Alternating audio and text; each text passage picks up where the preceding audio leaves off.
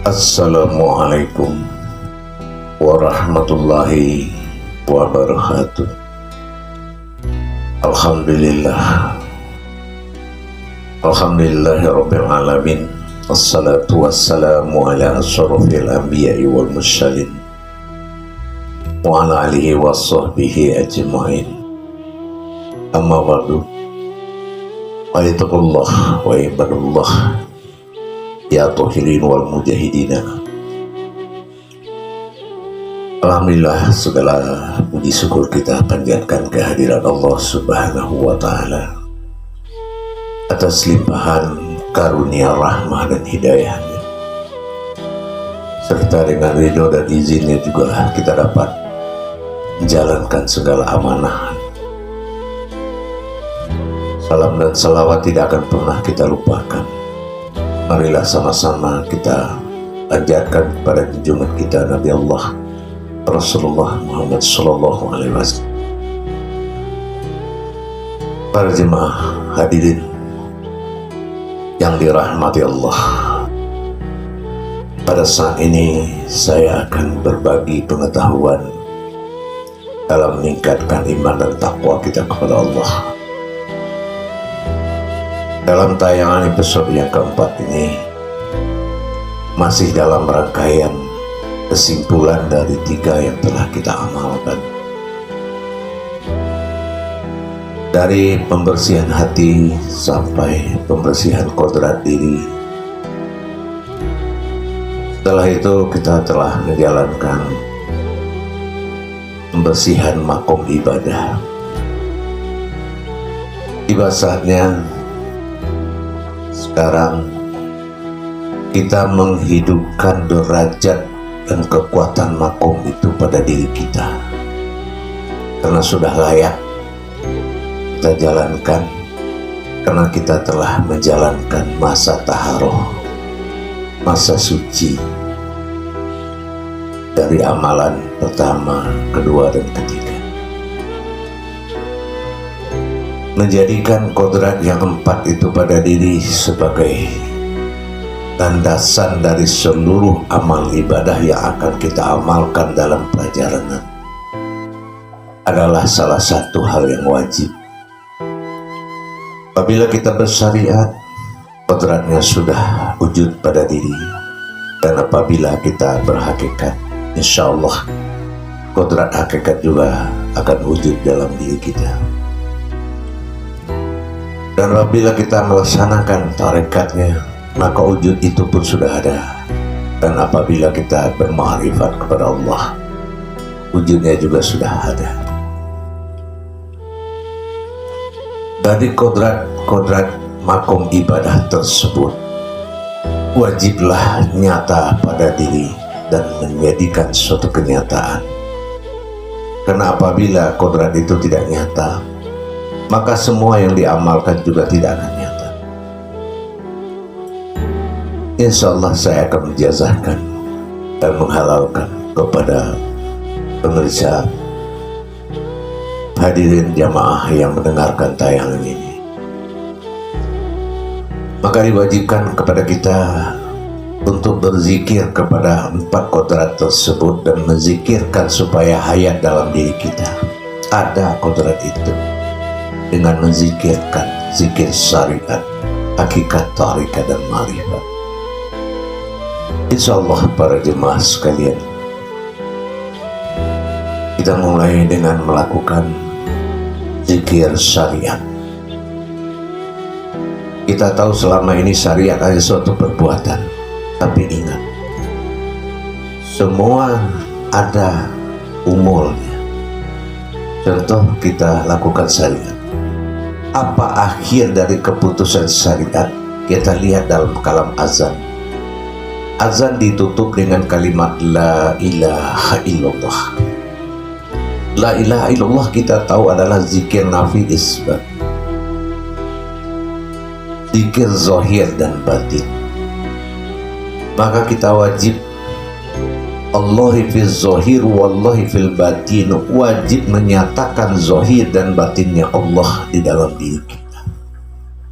batinnya Allah adalah rohani, zahirnya Allah adalah jasmani.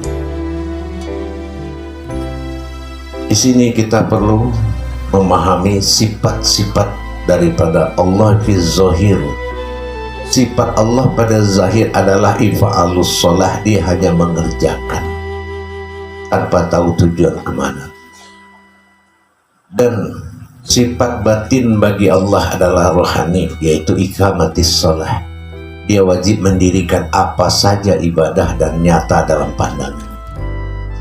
Kekuasaan ini adalah kekuasaan yang telah dibagi oleh Allah.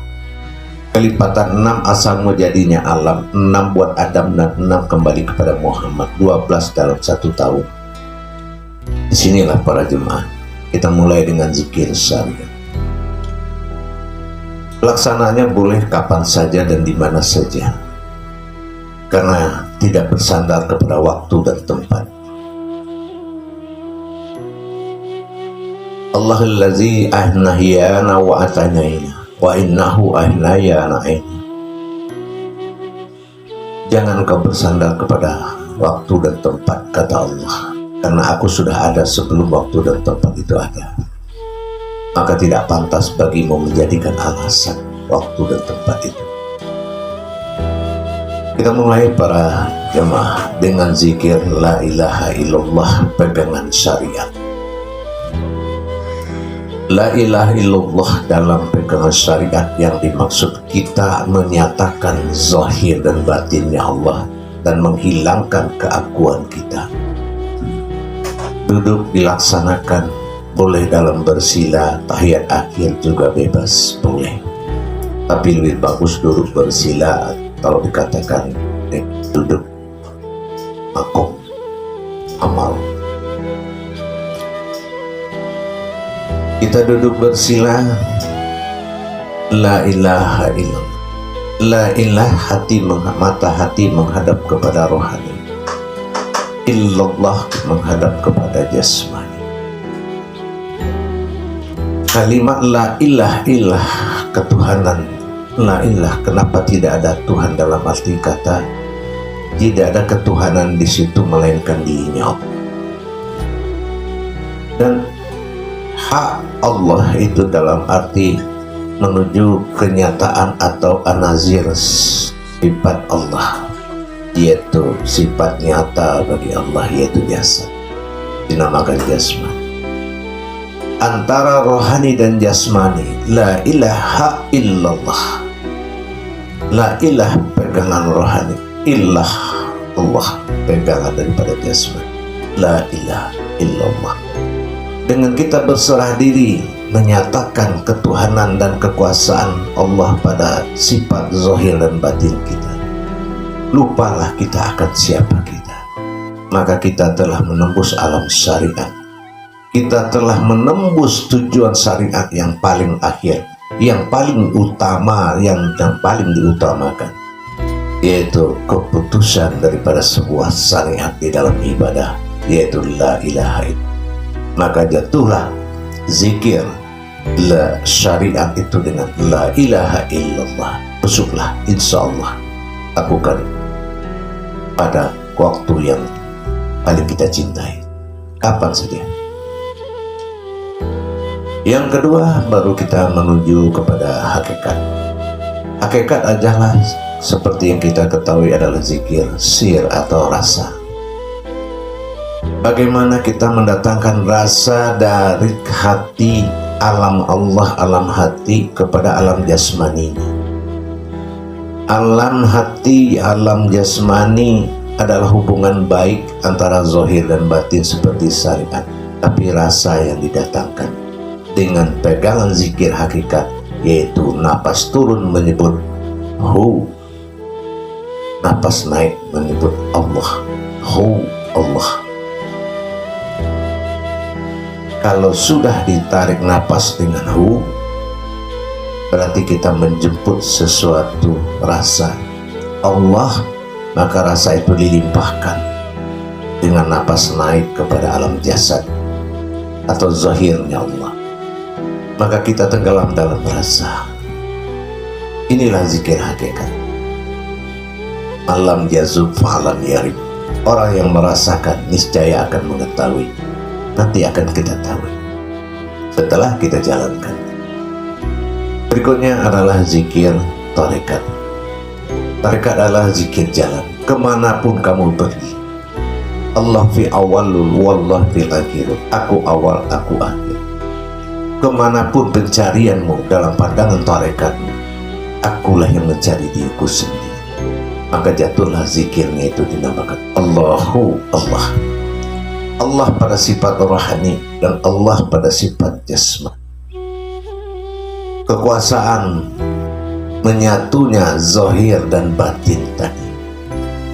Menyatunya zahir dan batin, diri rohani dan jasmani menyatu dalam pandangan, dan sampai kita mendapatkan pandangan sesuatu yang sangat dirahasiakan oleh Allah.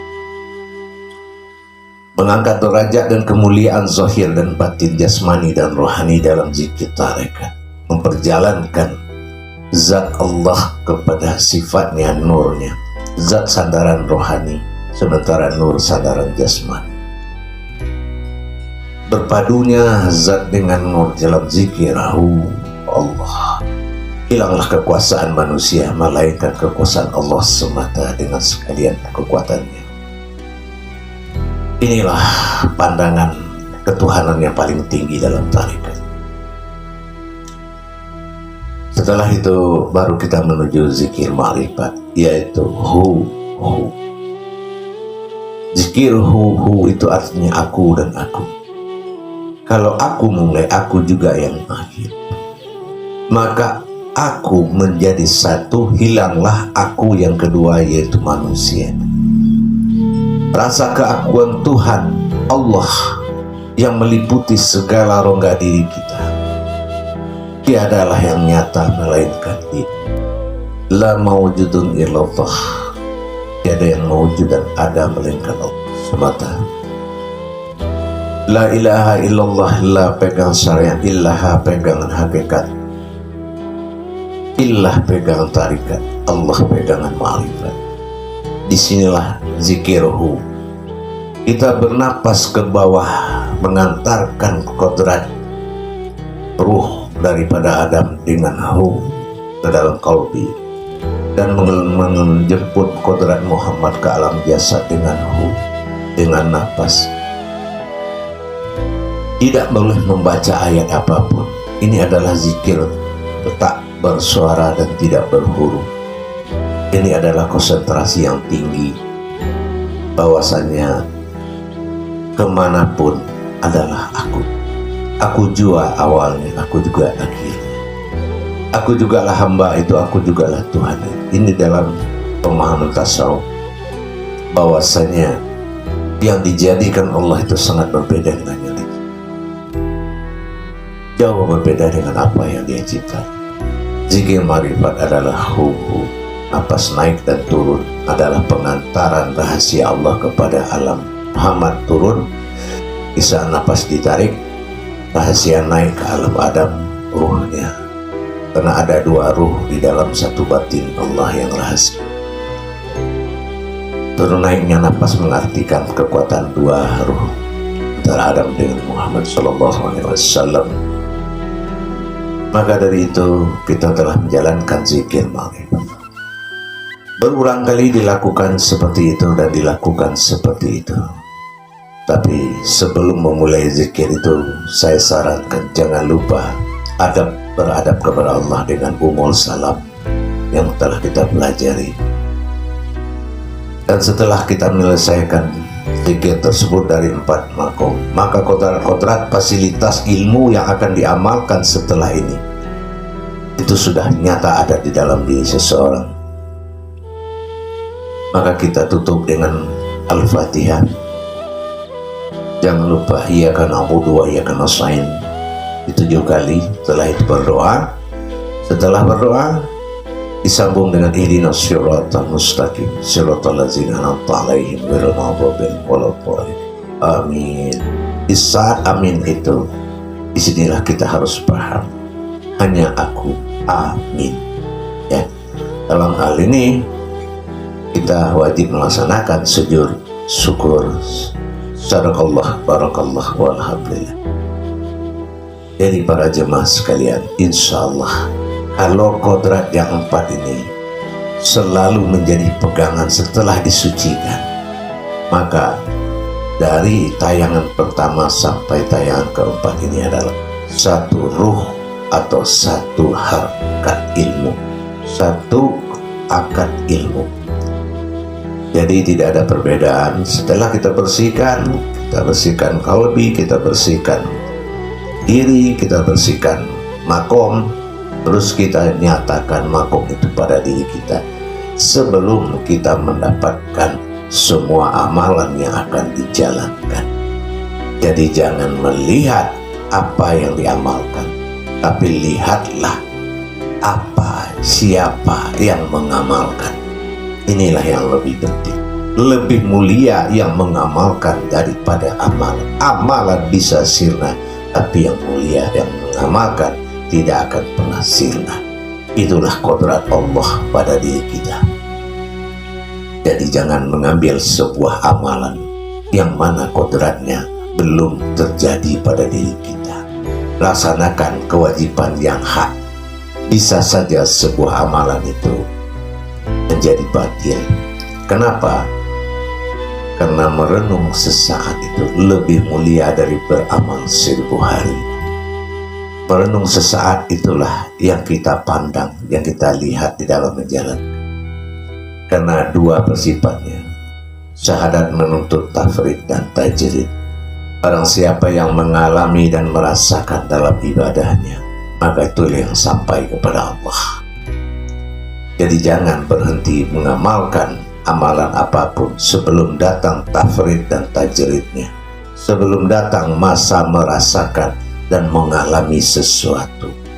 Insya Allah para jemaah sekalian, mudah-mudahan tayangan ini bagi yang ingin mengamalkan saya ijazahkan dan saya berikan hak. Insya Allah berkahlah bagi kita lahir batin dunia dan akhirat, dengan tujuan agar kita diberi kemudahan dalam menjalankan perintahnya. Apapun itu, semuanya adalah ilmu. Tanpa ilmu tidak akan ada ibadah yang diterima oleh Allah Subhanahu wa ta'ala. Allah derajatnya tinggi, maha dalam berbuat, tidak mudah dan tidak semudah yang dipikirkan. Akhirul kalam, wabillahi taufiq wal hidayah. Wassalamualaikum warahmatullahi wabarakatuh.